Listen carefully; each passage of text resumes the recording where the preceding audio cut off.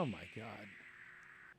So this is a lovely story here via Huffington Post. Virginia State Senator Steve Martin, Republican, and probably no relation to Steve Martin. I hope so. I don't know what it is about Virginia, man, but they just turn these guys out. He's the former chairman of the Senate Education and Health Committee. Just to give you his CV, his bona fides. Last week, he defended his anti-abortion, anti-choice views on his Facebook wall in response to a critical Valentine's Day card he received from a reproductive rights advocate.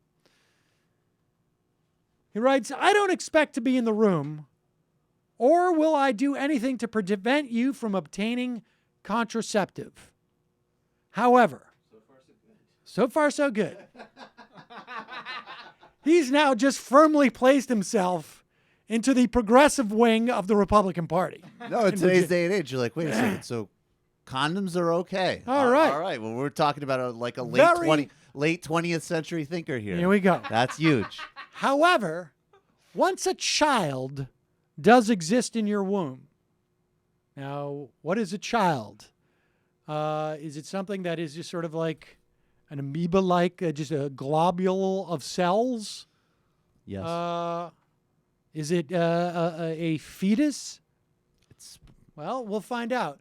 Once a child does exist in your womb, I'm not going to assume a right to kill it just because the child's host, in parens, some refer to them as mothers, doesn't want it. Once again, proving the point that Republicans simply see women as either a receptacle to incubate children or a potential receptacle to incubate women. He voted, children, I should say. He voted for Virginia's mandatory ultrasound bill and supported a fetal personhood bill. If you're going to be hosting, you should see who you're hosting. That's right. Unbelievable.